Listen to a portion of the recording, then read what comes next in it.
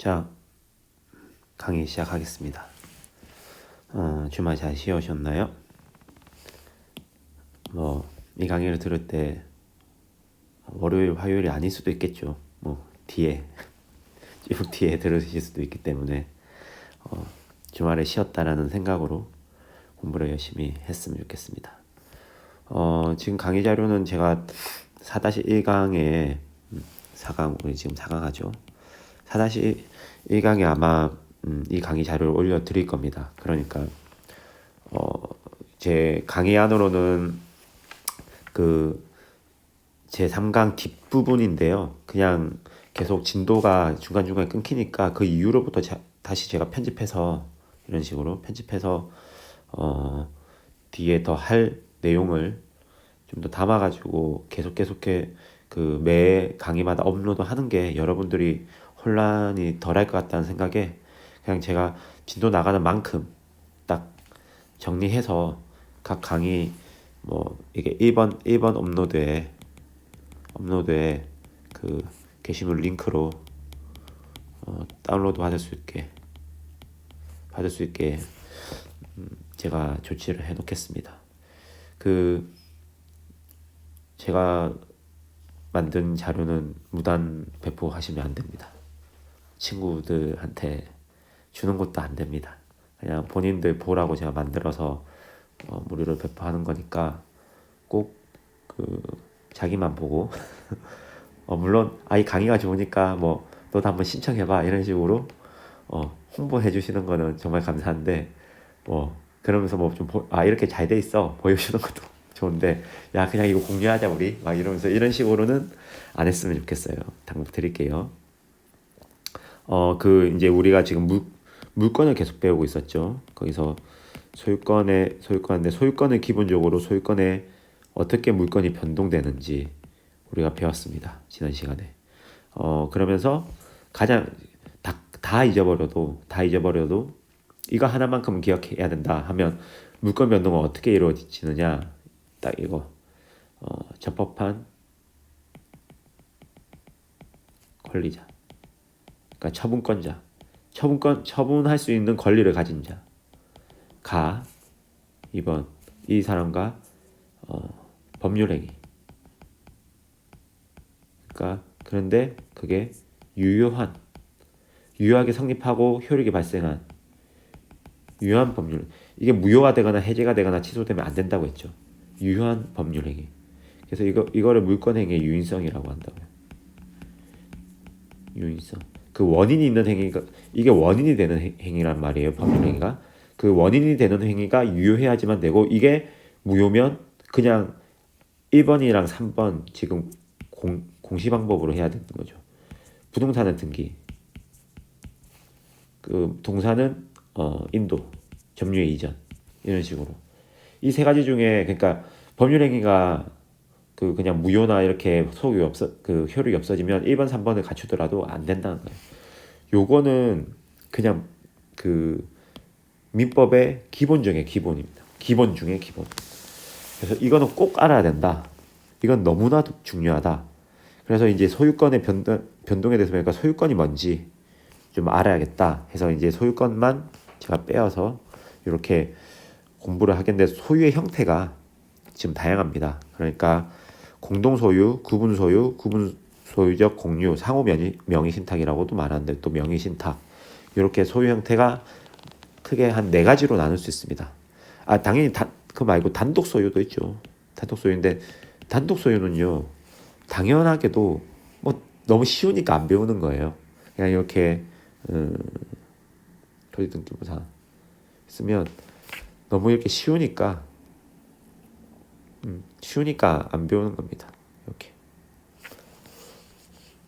그냥 하나만 되잖아요. 지금 공유 지분으로 안 돼 있거든요. 여기는 그래서 공동소유부터 한번 볼까요? 그러니까 공동소유에서 가장 우리가 많이 하는 게 공유입니다. 공유. 근데 이제 법적으로 이제 알게 될 게 합유랑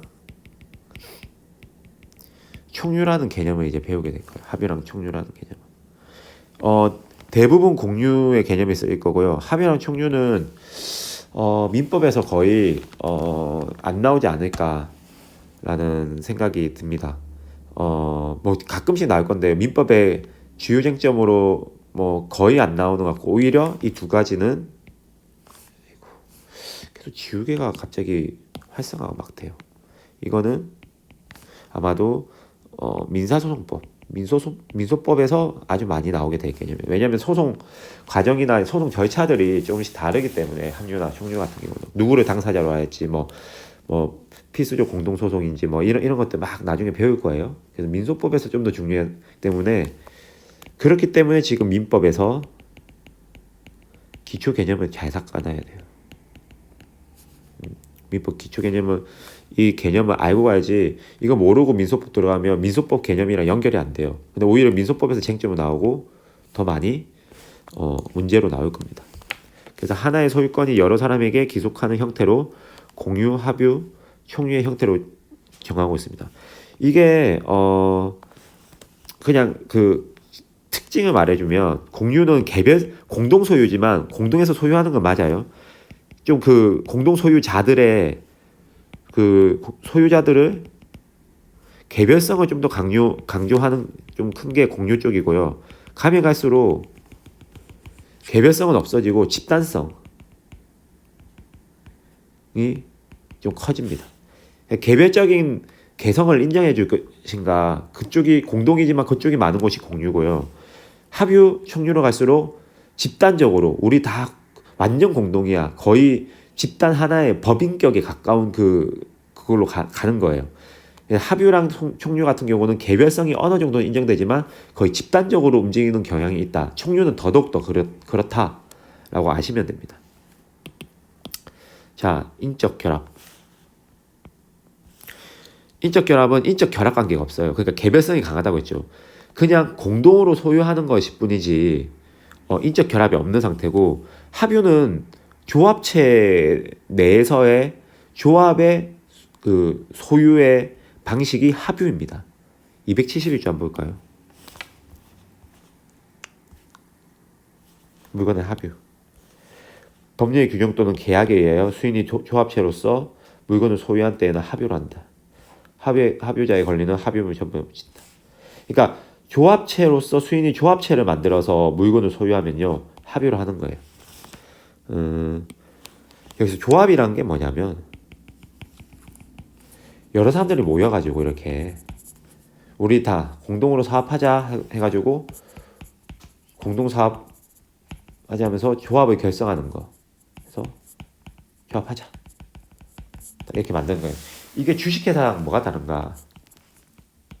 우리가 보통 하는 주식회사랑 좀 비교해보면 느낌을 알 수 있어요. 요즘 말로 느낌을 알 수 있어요. 뭐냐면 그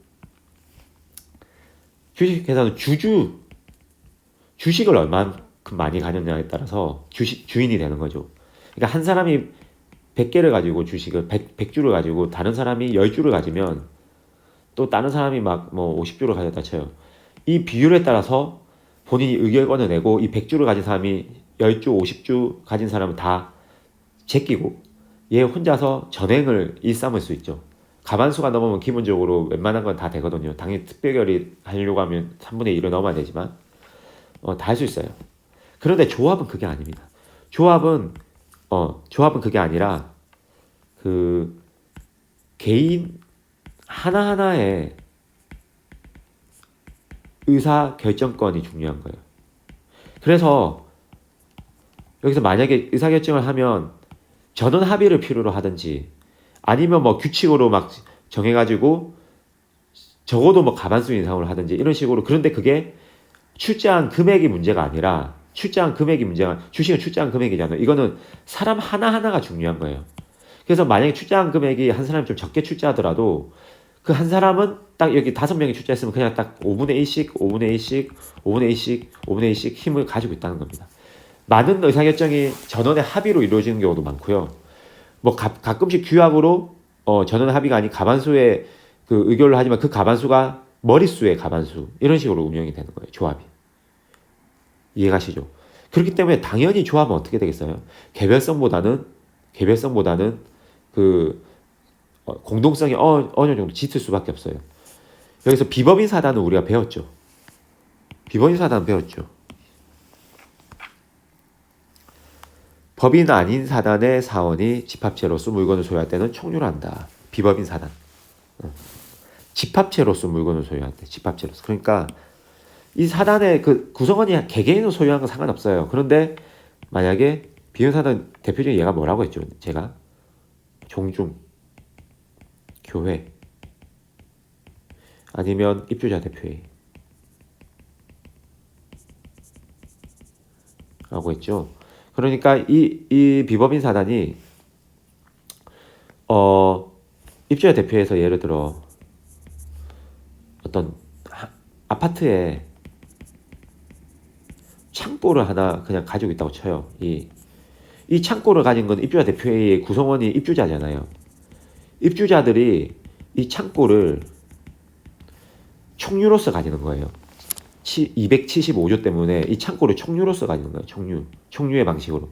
그럼 이 총유의 방식은 뭐냐 했었을 때 일단은 그 입주자 개개인만 입주가 100명이 모인 입주자 대표회의라면 각각의 지분이 없는 거예요. 이 창고는 지분이 없고 그냥 입주자 대표회의 이름으로 이 창고를 가지는 거예요. 그리고 분할 청구는 뭐냐면 예를 들어서 창고가 아니라 그러면 토지라고 합시다. 토지 100평짜리가 있는데 그럼 100명이 와가지고 이렇게 100개로 나눠가지고 나누자 분할 청구를 할 수도 있느냐? 총류는 없다는 거예요. 없다. 분할 청구 못한다. 이게 이 입주자 대표회의 이 공동으로서 완전 집단성이 너무 강하기 때문에 안 된다 이런 거예요. 그리고 보존 행위 이거 뭐 토지를 보존하기 위해서 우리가 예를 들어서 이게 만약 토지가 밭이나 밭을 보존하려고 하면 이거 비옥하게 유지해야 되잖아요. 그때 비료를 약간 이렇게 좀 뿌린다든지 이런 게 보존행위라고 합시다. 보존관리행위라고 하는데 그것을 행위를 하려고 하는 의사결정을 하려고 하면 입주자 대표회의 의장이 마음대로 할 수가 없고요. 사원총회 결의를 통해서 해야 된다는 게 판례 태도입니다. 이거는 법조문에 정해져 있지 않고 사원총회 결의를 통해서 보존행위를 해야 된다. 보존행위가 그 정도면 말이 꼬이네요. 보존행위가 그 정도로 총회 결의로 돼야 하는 거면 당연히 그거보다 더 높은 급의 처분 변경 행위는 어떻게 해야 돼요? 사원총회 결의가 당연히 있어야 되죠. 당연히 사원총회 결의고요. 그리고 이거를 사용수익 이걸 어떻게 사용할지 토지를 다른 사람한테 대여할지 아니면 토지에 식물을 심을지 아니면 이거 위에 창고를 지어서 사용할지 이런 사용수익 방법을 정하는 거는요. 정관에서 이런 집단은 제가 규약이 있어야 된다고 했잖아요. 규칙이 비법인 사단의 성립 조건 기억나시죠? 조직체로 돼 있는데 구성원의 가입 탈퇴가 자유롭고 그리고 어떤 규율이 있어가지고 다수결에 의해서 결정하는 어떤 그런 식으로 제가 그때 판례가 그렇게 했었을 때 법인 등기가 안 돼 있더라도 실질적인 것을 봐서 권리 능력을 유추해서 인정한다라고 제가 말씀드렸잖아요. 그러니까 그랬을 때 정관이 있게 돼 있어요. 웬만하면 정관이 뭐냐면 주식회사 정관을 제가 하나 보여드릴게요. 이거는 일부러 제가 지워놨습니다. 정관을 딱히 공개할 의무는 없기 때문에 그래서 이런 식으로 상호, 목적, 분적, 공고 방법 이런 식으로 이건 주식회사이기 때문에 주식에 관련돼서 이렇게 적혀있고요. 그 다음에 주주총회 해가지고 주주총회가 아까 말한 그 비법인 사단으로 따지면 사원총회랑 똑같은 거예요. 사원총회. 대신에 주주총회는 주주의 그 주식 숫자로서 의결권이 된다면 사원총회는 이 머릿수로서 사원총회가 의결이 되고 결정이 될 거예요. 그래서 이런 어떻게 하는지 나와 있어요. 그 이사회라는 일단 집행기구가 있는 거. 이런 식으로 어떤 이런 조직의 자체의 헌법 같은 조직의 헌법 같은 존재예요. 헌법. 그래서 정관 기타 규약 기타 규약을 만들어 놓을 수도 있죠. 정관에서 예를 들어 어떤 우리가 내부적으로 만든 인사 규약에 위임한다. 이런 식으로 정관을 만들어 놓을 수 있잖아요. 그래서 사용 수익 방법은 정관 기타 규약에 의한다. 근데 정관은 3분의 2 의결을 만들어요.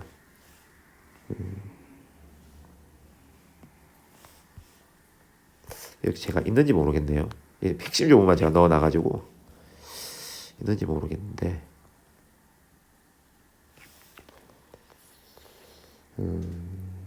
여기 없구나.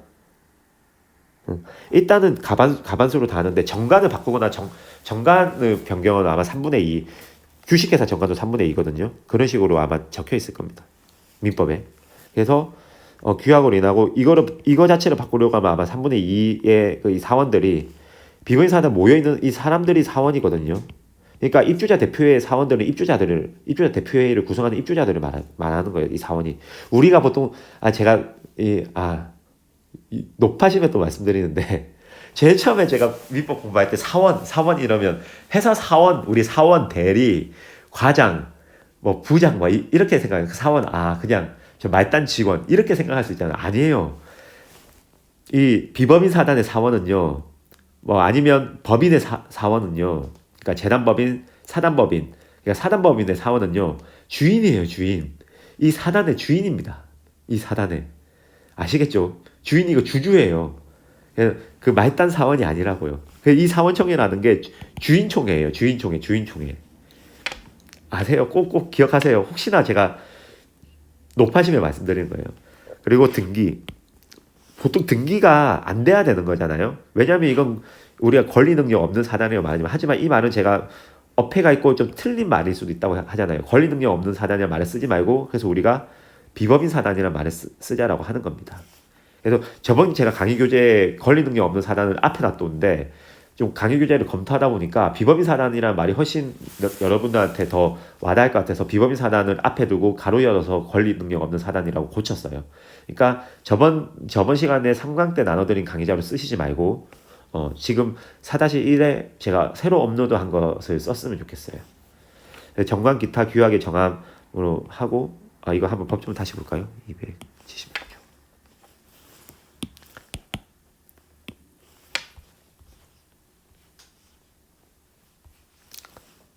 총유물의 관리 전문 사원총회의 결의에 나왔다.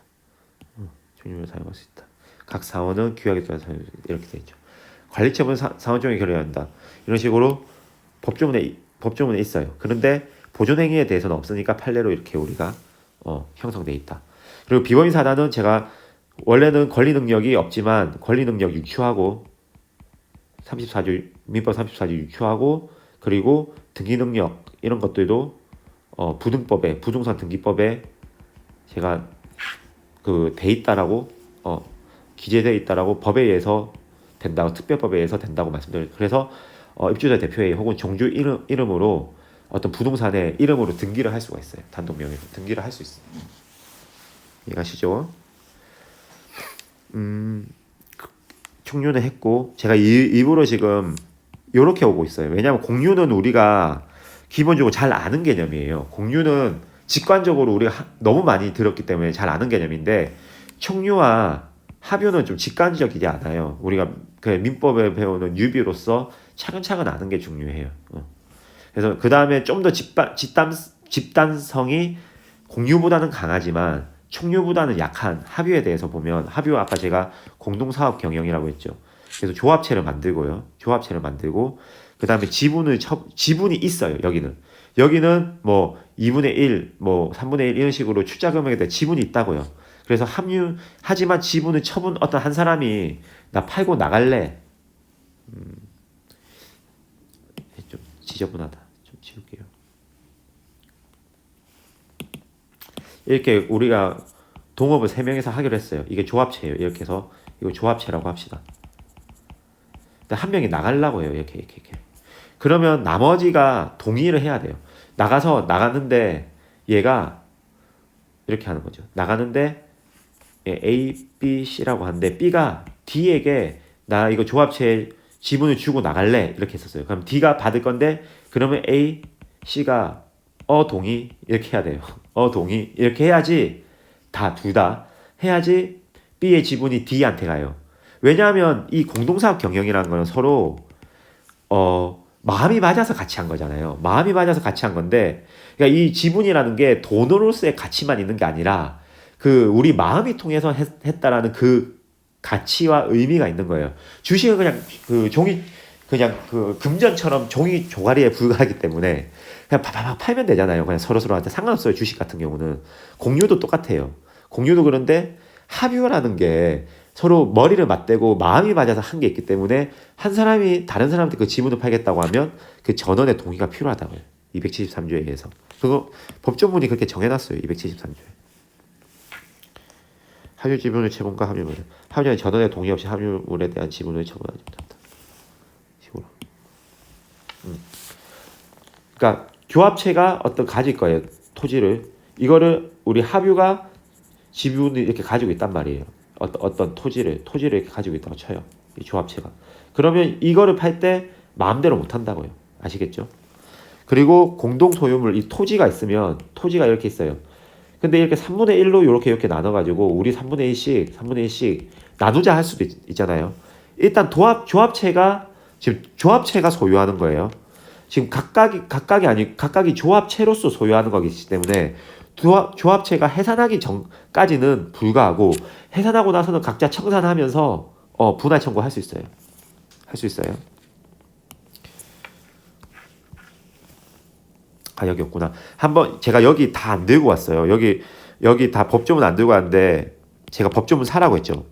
다른 법조문 보면서 제 여기 옆에 달아놓은 요거 찾아서 보세요. 알겠죠? 보존행위는 각자 단독. 그건 뭐냐면 이렇게 해서 누가 이게 침해예요. 예를 들어서 A, B, C, D, E라는 사람이 와가지고 요거를 쓰는 그냥 요거를 다 이렇게 쓰는 거예요. 이렇게 쓰는 거예요. 그러면 3분의 1 집은 우리 요금만 나가라 할 수 있냐? 아니라는 거예요. 아니고 전체에 대해서 야 너 나가 이한테 나가 이런 말 할 수 있어요. 그거를 보존행위라고 하거든요. 우리 이거를 보존하는 행위, 관리하는 행위를 나가라. 우리 소유물 방해배제 청구권 우리 배웠었죠. 청구권. 이게 214조거든요. 214조. 그 소유물 배제 방해 청구권 나가라고 할 수 있잖아요. 태거 나가. 아니면 소유물 인도 청구권. 그러니까 이거를 인도하고 있으면 인도해라. 인도 청구권. 이런 식으로 나가라고 할 수 있는데 이거는 각자 단독으로 가능하다는 거예요. 근데 처분 명령 예를 들어서 이거를 위에 건물을 짓게 만든다든지 지상권을 설정 이런 건 거의 처분에 행하는 행위거든요. 건물을 짓게 다른 사람한테 만들어준다든지 아니면 이거 자체 판다든지 이런 것들은 합유자 전원의 동의가 필요한데 예외적으로 업무 집행자를 여기 업무 집행자가 있는 조합이 있어요. 그러면 업무 집행자들, 그러니까 임원들이란 말이에요. 조합 수가 만약에 100명이 모여 있어요. 그럼 이 100명을 계속 동의를 구해가지고 조합체가 100명 있고 100명이 이거를 조합 합유로 하고 있으면 안 되잖아요. 그래서 100명 중에 10명의 업무 집행 조합원이라고 업무 집행자를 이렇게 만들 수가 있는 거예요. 그래서 업무 집행자 가반수만 있으면 10명 있으면 10명에 5명만 있으면 동의만 있으면 처분할 수 있게 할 수도 있어요. 그리고 사용수익은 조합 계약, 그러니까 우리들끼리 이렇게 조합원들끼리 계약을 맺은 거 혹은 규약 있으면 그걸로써 정하면 돼요.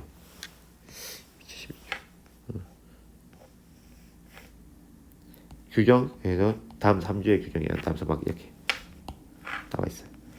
처분 또는 변경에 있어서는 전원의 동의가 있었다. 처분 또는 변경. 근데 보존의 각자 있어. 다 여기 법조문에 적혀 있죠.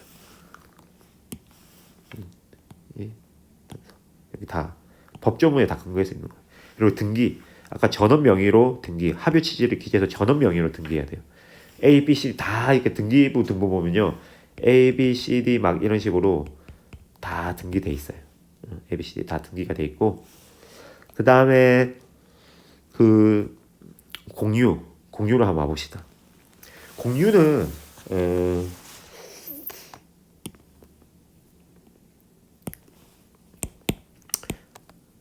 좀 개념을 이해하기 위해서 지금 제가 합유도 그런 식으로 설명했는데 이제 합유나 총류가 다 이런 개념이라고 생각하시면 돼요. 총류는 이런 개념이 확실하게 느껴질 건데 제가 합유 공유 같은 경우는 지금 제가 설명하는 개념을 잘 듣고 이해를 해야 돼요. 자, 4분의 1 지분으로 다 가지고 있다고 칩시다. 합유랑 공유는 지분의 개념이 있다고 했잖아요. 총류는 지분의 개념이 없다고 했죠. 제가 지분 없다고 했죠. 그러니까 이게 지분이 없으니까 총류 개념을 와닿는데 합유 공유는 지분이 있으니까 우리가 착각을 하게 돼요. 지분만큼 우리가 구획을 나누어 소유하는 것이 아닌가 하는 건데 그게 아니에요. 그거는 공동 소유가 아니에요. 그건 소유가 아니고 이거는 뭐냐면 우리가 뒤에 배울 구분 소유적 공동 소유 여기 구분 소유적 공유 상호 명의 신탁은 이게 맞아요. 근데 이거는 아니라고요. 합의 공유도 공동 소유에서는 있을 수가 없는 거라고요. 이건 공동 소유에서는 있을 수가 없는 개념이다. 그래서 보통 4분의 1 개념에서 제가 편의상 아까 토지를 그려가지고 우리 4분의 1씩 가진다 막 이런 식으로 이렇게 근데 이거는 명확하게만 틀린 개념이에요. 뭐냐면 우리는 어떻게 이거를 가지냐면 4명이 예를 들어 한 명 A라는 사람, B라는 사람, C라는 사람, D라는 사람 이렇게 있어요. 이 4명이 있다고 치면 우리는 이것을 이런 식으로 해가지고 이렇게 가진 거예요. 얘가 이렇게 가지고 얘가 요렇게 가지고 요렇게 가진 거예요. 이게 X 토지인데 이 전체가 X 토지인데 전체가 X 토지인데 우리가 나눠서 예를 들어 나눠서 얘가 요거 이렇게 가진 거 아이고 왜 이래 이렇게 가진 거 아니라고요. 각각을 이렇게 해서 이제 이거를 우리 수학 배웠죠. 이 면적을 분할하기 위해서 이걸 리미티드로 쪼갠다고 생각해요. 그래서 이것이 막 쪼개요. 그럼 그 쪼개가지고 이렇게 막 쪼갰어요. 이 쪼갠 거를 가지고 오면 리미티드로 쪼갰어요. 쪼갠 걸 가지고 오면 결국 이 쪼갠 아주 작은 이 면적도 얘들이 이렇게 공동 소유를 하고 있다고요. 이렇게 얘들 이렇게 공동 소유를 하고 있는 거예요. 이해가 가세요? 그렇기 때문에 공동 소유예요. 그러니까 이거 전체로서 우리가 소유하는데 전체로서 이렇게 소유하는데 이게 극소 지점도 우리가 4분의 1 지분으로 가진다라는 개념이 합의 공유예요. 이해가 가죠? 아무도 이렇게 안 가르쳐줬어요. 저는 이렇게 기초 개념을 이렇게 가르쳐주는 선생님 본 적이 없어요. 나중에 계속 푸다 왜 이러지 하니까 이래서 이런 개념들이 다 성립하는 거구나. 아니면 그냥 각자 이렇게 나눠서 소유하면 그냥 단독 소유죠. 단독 소유. 근데 이 하나의 이거를 이런 식으로 소유하는 거예요. 근데 이 하나라는 개념이 건물도 한 채일 수도 있고 그냥 건물 이렇게 한 채로 이런 식으로 우리가 극소 분량도 이렇게 공유를 하는 개념으로 볼 수 있고 토지 같은 경우는 이거는 잘 알아야 돼요. 토지는 한 피지당 소유권 하나가 들어와요. 한 개. 단독 소유권 하나가 들어온다. 한 피지당. 제가 물 좀 마실게요. 물 따르는 소리. ASMR. 제가 이제 4강 정도 되니까 원래 좀 긴장을 잘 안 하는 스타일인데 1강 할 때 좀 긴장을 제가 좀 하긴 했어요. 원래 긴장 진짜 안 하는 스타일이거든요. 근데 이제는 좀 깨알 같은 개드립도 가끔씩 하기도 하고 모르겠어. 근데 제가 실강을 하면 훨씬 개드립을 많이 하거든요. 그런데 이 동영상 강의를 하니까 확실하게 그 농담하는 것들을 많이 줄어들었어요. 그래서 그건 좀 이해해 주세요. 좀 재미가 없을 수도 있는데 농담하는 것도 좀 줄어들었어도 좀 이해를 해줬으면 좋겠다라는 어떤 양해의 말씀을 드리겠습니다. 그래서 토지 한 피지에 한 피지당 이렇게 하나의 단독 소유권이고 그래서 하나의 등기부가 있어요. 그래서 이 한 피지를 우리가 만약에 여러 개로 하려고 하면 아예 공유물 분할 청구라는 만약 우리 공유라는 전제하에 분할 청구라는 것을 해가지고 이 한 피지의 면적은 상관이 없어요. 이게 100평이 한 피지일 수도 있고요. 50평이 한 피지일 수도 있어요. 이렇게. 그러니까 한 피지의 개념은 우리가 지적도에 우리가 행정상 구획을 나눠놓은 게 한 피지인 거예요. 그래서 뭐 10,000평도 한 피지가 될 수도 있고요. 10평도 한 피지가 됐어요. 그래서 지번이 있잖아요. 그래서 각각 지번이 다 부여된 게 한 피지인 거예요. 지번이 다 부여져요. 이제 뭐 산 13-4 막 이런 식으로 우리의 지번이 부여된 게 있어요. 그래서 그 한 피지인데, 그래서 이거를 아예 공유 분할 청 죄송해요.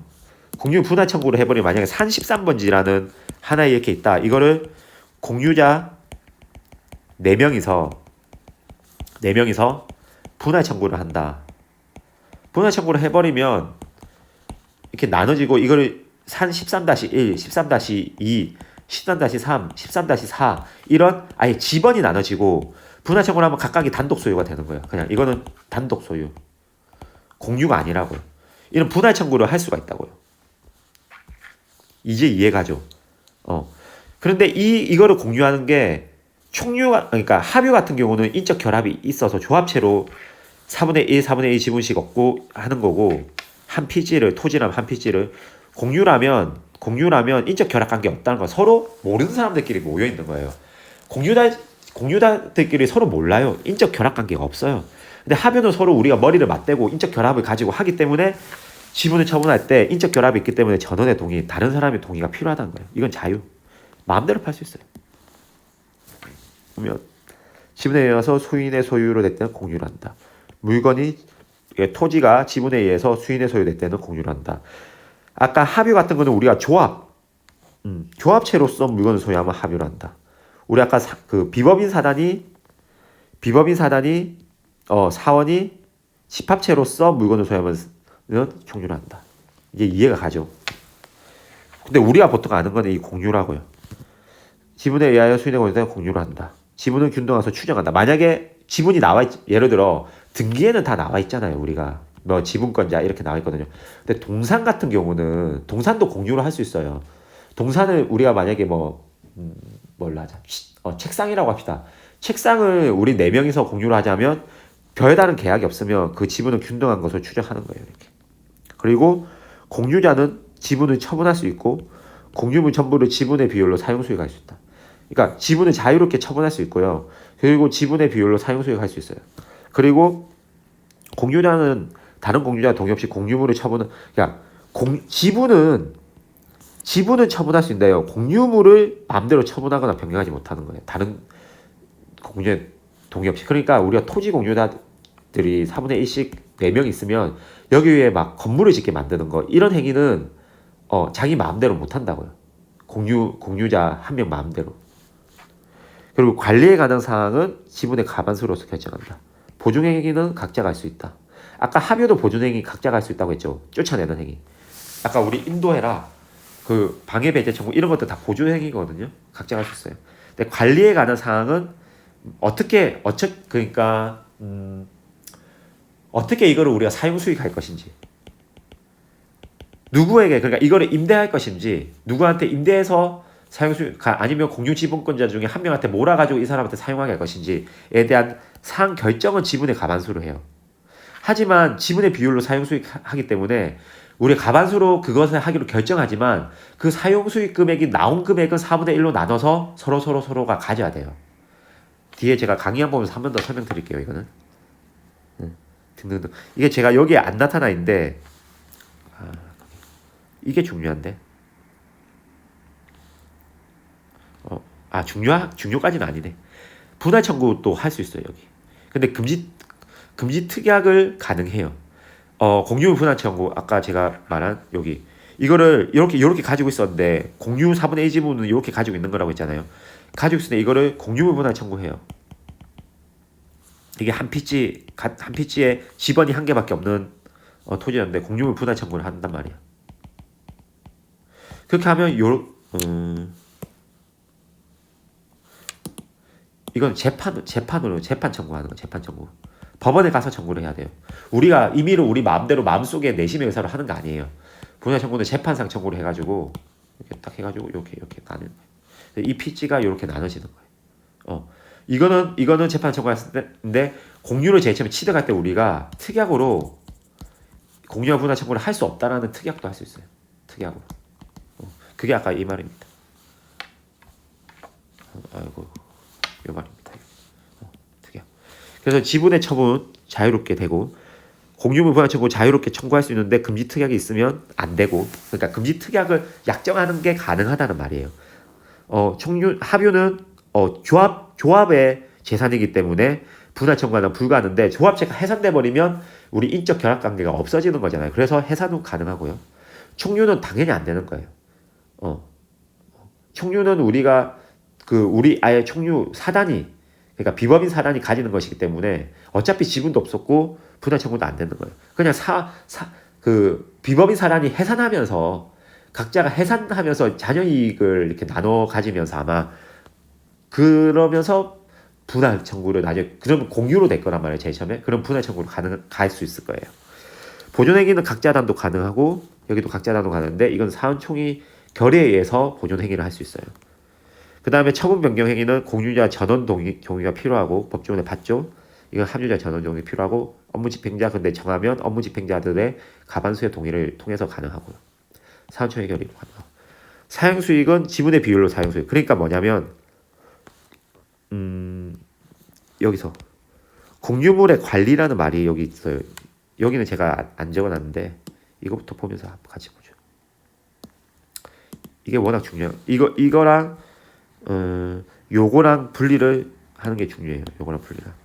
공유는 중요해요. 공유는 민법에서 계속 나와요. 그렇기 때문에 제가 요거 총류와 합유를 조금 자세히 설명했지만 지금 아니면 더 이상 제가 설명할 일이 없어요. 아마도 제 강의 끝날 때까지 합유 총류의 개념이 가끔씩 나올 수도 있는데 이렇게 자세하게 설명할 제가 시간이 없기 때문에 이번을 그러니까 이번을 기회 삼아서 이렇게 설명을 열심히 한 거예요. 합유 총류가 더 중요하기 때문에 공유보다 제가 이렇게 설명한 게 아닙니다. 공유가 훨씬 중요해요. 때문에 이게 훨씬 중요해요. 그런데 합유랑 총류는 제가 더 이상 설명할 일이 없으니까 마지막으로 설명을 아주 자세하게 하고 넘어가는 겁니다. 이거는. 여기서 약간 헷갈릴 수가 있다고요. 사용 방법, 수익 방법, 관리에 관한 사항은 지분의 가반수로서 정하고 근데 여기 보면 또 지분의 비율로 사용 수익할 권리가 있다. 이 두 가지가 서로 상충되는 게 아니냐? 상충 아니냐? 요렇게 질문을 할 수 있어요. 좋은 질문이에요. 근데 그게 아닌 게 그게 아니에요. 그게 아닌 게 설명할게요.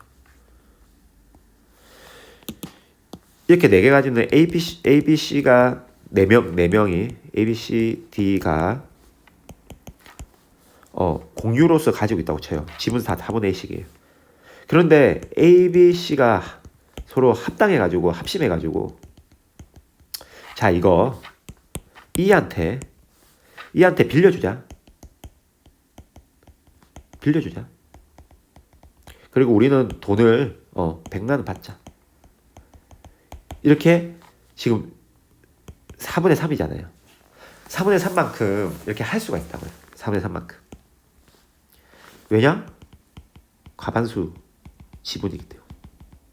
이유는 과반수 지분이기 때문에. 4분의 3만큼 우리가 결정해서 여기 보면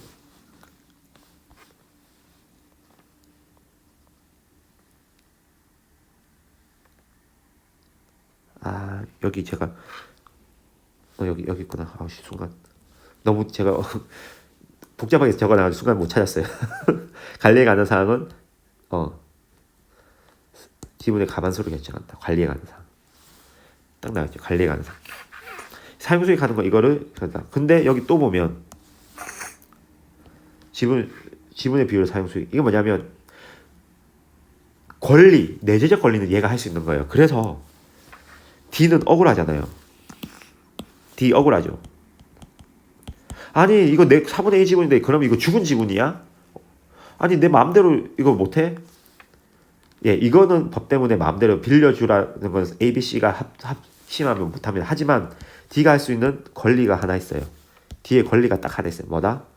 얘들한테 그래서 100만 원 E가 얘네한테 줬단 말이에요. 이렇게 A, B, C한테 뭐 어떻게 써냐면 부당 이득 반환 청구권을 할 수 있습니다. 치사일에서 치사일. 왜? 아까 273조 때문에 지분의 비율로 사용 수익할 권리가 있다고 했잖아요. 그러니까 얘네들은 각각 25만 원은 오케이인데 나머지 플러스 25만 원은 273조에 따라서 D의 권리예요. D의 권리. 맞죠? 얘네들은 권리가 없는데 D의 권리만 결정한 누구한테 빌려줄 결정한 권리만 있지 이거를 사용 수익할 내재적인 권리는 D한테만 있는 거예요. D한테만. D는 얘네들한테 E한테 받은 거 25만 원 달라. 아니면 E한테 직접 E가 돈 주기 전에 D가 E한테 직접 25만 원 주세요. 그인적슨 우리 이거를 네가 빌려간 그 임대차 계약에 의해서 D가 주세요라고도 할 수 있어요. 아니면 ABC가 대신 받았으면 ABC가 법률상 원인 없이 25만 원을 더 가지는 것이기 때문에 D가 741조에 이거 부당이득 반환 청구권을 행사할 수 있다. 이해가죠? 그래서 이게 얼핏 보면 상충되는 것 같지만 상충되는 게 아니다. 그래서 일부 지분자의 배타적 사용의 경우, 그러니까 일부 가반수 지분자가 배타적 사용을 하면, 아니면 예를 들어서 A라는 애가 3분의 4고 B라는 애가 4분의 1이에요. A가 그냥 여기서 자기가 농사를 짓기로 한 거예요. 그냥 농사를 짓겠다 내가. 그럼 B는 바로 동동 구르죠. 아씨 어떡하지? 왜냐면 가반수 이상 지분권자가 관리를 결정할 수 있잖아요. 그래서 B는 어떻게 할 수 있다? 네가 농사 짓는데 차임 상당을 우리가 계산해보니까 이게 100만 원이더라. 그래서 A 너 4분의 1 지분의 사용수익권은 네가 법률상 원인 없이 사용수익하고 있는 거잖아. 273조에 의해서. 그래서 741조에 따른 부당이득 반환 청구권으로 25만 원 내놔. 이렇게 할 수 있는 거예요. 이제 좀 이해 가시죠? 부당이득 반환 문제 발생한다. 공유물의 처분 변경. 처분 변경은 전회 동의가 필요합니다. 관리, 사용수익 이거는 가반수였기 때문에 처분 변경은 공유 토지 위에 건물 신조. 이거는 가반수 지분권자들이 못 정하는 거예요. 거의 처분에 준하는 행위이기 때문에 공유 토지 위에 건물을 신축하는 정도면 처분에 준하는 행위로 봐요. 그냥 빌려줘서 누가 쓸지 정하는 거는 관리행위인데요. 이거 건물을 신축하는 정도면 처분에 준하는 행위인 거예요. 아시겠죠? 그리고 또 올라오면 보존. 그러니까 보존, 관리, 처분 이 순서대로 되게 더 많이 이 목적물을 공유물을 변경을 가하는 거고 보존이 가장 기초적인 사용하는 방법인 거예요. 그러니까 관리가 제가 그냥 사용 수익이라고 했는데 이 수익의 차원에서 제가 관리를 사용 수익이라고 하고 사용을 아주 작게 하는 게 이쪽이고 사용을 아주 많이 하는 게 이쪽이라고 보시면 돼요. 제가 이해를 돕기 위해서 사용이라는 말을 쓰고 실제로 사용 수익이라는 말은 관리에 많이 씁니다. 그래서 대내적 관계는 이렇다고요. 이런 것들은 항상 대내적 관계와 대외적 관계로 이렇게 나눌 수 있거든요. 왜냐면 공동 소유니까.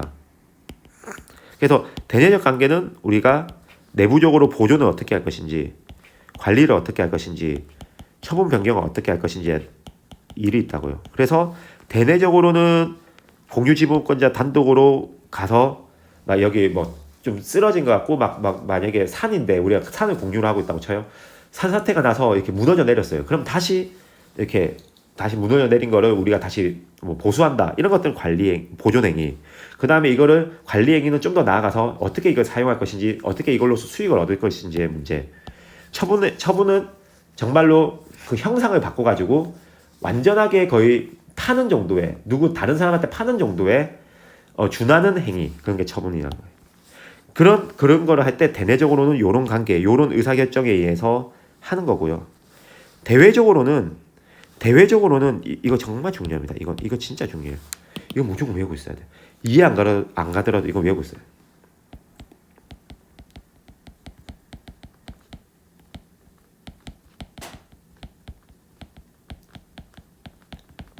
공유자 1인이 단독으로 보존행위 가능. 너무 중요합니다. 이거 나중에 민사소송법하고도 연계되고요. 너무 중요해요. 별 100만 개. 공유자 1인이 단독으로 보존행위 가능.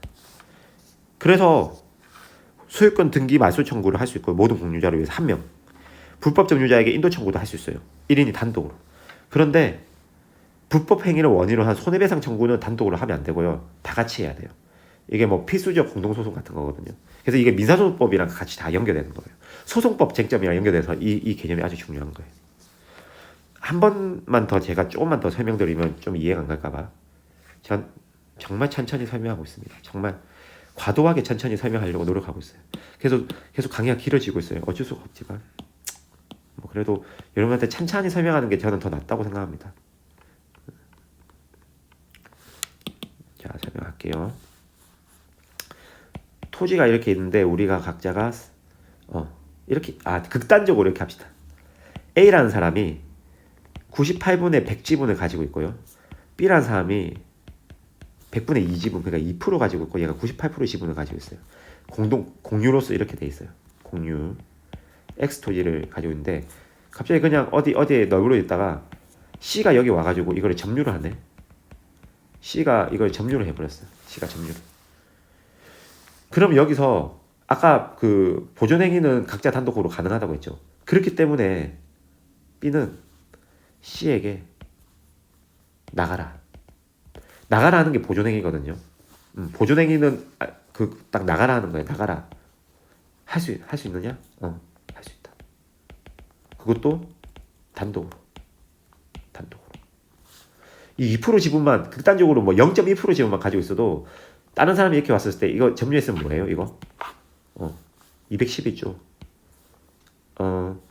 나가라는 말은 결국 인도해라는 말이니까 213조 211조 제가 말을 잘못했어요. 213조 제가 한 번씩 글은 213조로 쓰는데 말은 211조 이렇게 나오더라도 여러분들이 이해하세요. 사람들이 말하다 보면 나는 내 머릿속에는 213조라 생각하는데 입은 다르게 나오는 경우가 있잖아요.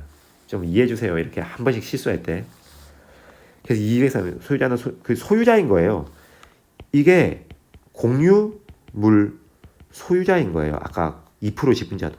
그래서 소유자는 그 소유에 속한 물건을 점유한 자에 대해 반환 청구해서 맞죠? 아까 1번 원고는 소유자의 것, 2번 피고는 점유한 자의 것. 그때 우리 배웠죠. 우리 요건 사실은 쭉 배웠죠. 만약 복습 안 하고 지금 이해 안 가면 강의 스탑하고 바로 복습하러 가세요.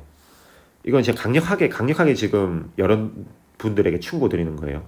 그거 이해 못한 상태로 이거 들어봤자 다 쓸모없어요.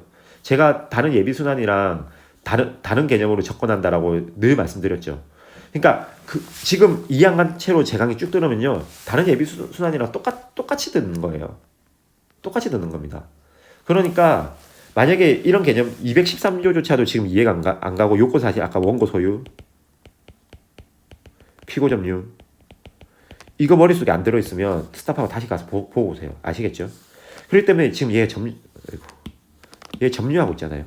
그러니까 인도하라 할 수 있는 거예요. 혹은 등기부상에 이상한 애가 그러니까 등기부상 그러니까 소유권자가 아닌데 등기부상에 소유권 이전이라고 예를 들어 지금 여기 지어서 지금 5번 얘가 알고 봤더니 이 매매가 취소로 인해서 무효가 됐어요. 그럼 원인행위가 무효니까 이 등기는 원인 무효의 등기죠. 제가 말씀드린 물권 변동이 등기가 효력이 있으려고 하면 원인된 법률 행위가 유효화된다고 말씀드렸잖아요. 그래서 5번 소유권 이전이 취소 무효가 되는 매매를 원인으로 했기 때문에 그래서 소유권 이전 이게 원인 무효의 등기예요. 원인 무효의 등기. 그렇다고 합시다. 실제로 이 등기가 그런지 모르겠어요. 그러니까 그렇다고 하는 거예요. 그랬을 때 이 등기를 날리는 게 이전에 우리가 이전을 보면 4번의 소유권자가 지금 여기는 주식회사로 돼 있는데 4번의 소유자가 막 2분의 1 지분 누구 2분의 1 지분 누구 이런 식으로 돼 있다고 쳐요. 그럼 이 중에 한 명이 이거를 말소를 할 수 있느냐 이게 뭐 7번 해가지고 5번 소유권 이전 등기 말소 이렇게 이 말소 청구를 요 2분의 1로 나눠졌었던 4번 소유권에서 2분의 1로 했었다고 쳐요. 이걸 할 수 있느냐? 네, 오케이 할 수 있다 이거. 이 말소 청구권은 제가 뭐라고 했어요? 214 방해배제 청구권이라고 했죠. 할 수 있다는 거예요. 방해하는 방식이 제가 크게 두 가지 말했죠. 그 토지 위에 건물이 있어서 건물 철거를 하라고 하거나, 아니면 그 안에 있어서 퇴거를 하라고 하거나, 아니면 또 뭐라고 했죠? 등기가 원인무효 등기가 있거나, 이런 걸로 예외, 그 유형별로 제가 말씀드렸잖아요. 그러니까 방해배 청구권 할 수 있느냐? 응, 할 수 있다. 할 수 있다, 이거 할 수 있다. 그래서 인도 청구할 수 있고 말소 청구도 할 수 있는데, 제가 이 법조문 다 적어놨어요. 근데 불법 행위를 원인으로 한 그러니까 누가 점유를 하고 있어요. 그렇기 때문에 얘가 권한이 없는 사람이 이 토지를 점유하고 있으면 법률상 원인 없이 이거를 사용 수익하고 있으니까 부당이득 있죠. 그거에 관해서 단독으로 할 수 있느냐? 단독으로 불가하다. 손해배상 청구는 다 같이 아까 등기부상 이 2분의 1 지분이 있잖아요. 그래서 얘가 만약 점유까지 하고 있다면 이 손해배상 청구는 같이 해야 된다는 거예요. A라는 사람과 B라는 사람이 같이 이 원인무효의 등기를 가진 이 신형 정밀 주식회사한테 같이 해야 된다는 거예요. 아시겠죠? 아마 이거 뭐 학기 들어가면 계속 배우게 될 겁니다. 구분 소유. 제가 여기까지만 좀 쉬었다 갈게요. 쉬었다 가겠습니다. 네.